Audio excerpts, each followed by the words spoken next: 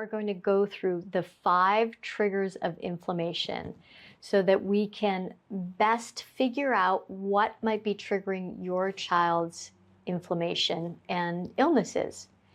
I really want to help build your confidence in navigating the medical system.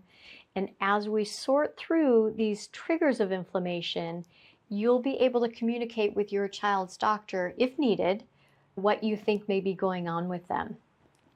I'm going to start this by talking about my case, and I'm going to show you a very embarrassing picture of me in college.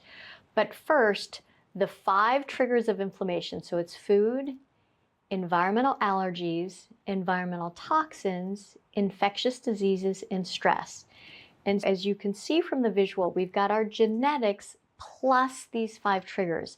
And it's the way that bodies, our genetics, interact with these triggers of inflammation that dictate our overall health. And each of them can equally contribute to inflammation and illness. So we don't put any one thing above the other, but I think it's very important to be pragmatic and comb through what the possible triggers are. When it comes to food, I am a really good example. This picture is of me in college, and that's my face of inflammation. You can see I'm bloated, and I gained 25 pounds as a freshman in college, and I was eating a lot more junk food, a lot more pizza, drinking some beer, and my system was just very inflamed.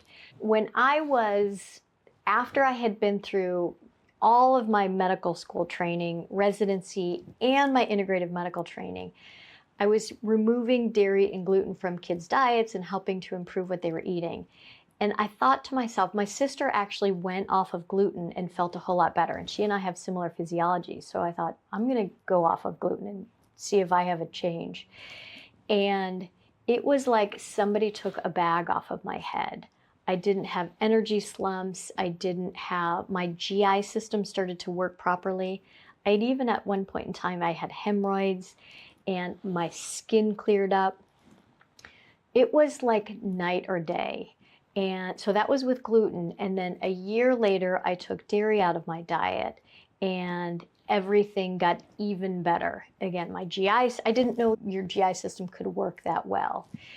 I had become one of those people who eats because you have to eat, because my stomach was uncomfortable every time I ate. And I just thought that's how you felt. And I have such a passion for this, because if it took me that long to figure out, these kids aren't going to be able to tell us these things. And it's the subtle things. That's why I'm always arming parents with the signs and symptoms that you need to figure out what's going on with your child. So when it came to me, I was diagnosed with Hashimoto's thyroiditis, which is an autoimmune condition, when I was starting medical school. And had I known then what I know now, I would have gone off dairy and gluten immediately. But I didn't, so that's okay. I did it much later on. And I'm also a good example because I didn't have any food allergies. I didn't have celiac disease. I did the testing on myself.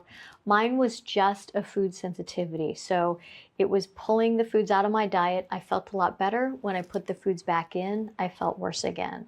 And that's the definition of a food sensitivity. And so this was my college cup of inflammation with all that pizza and beer. And when I decreased those, it was 20 years later. My goal is that I save you the time that it took me to figure all of this stuff out. So decrease those, the food. I had a little bit more stress in college, as most of us do.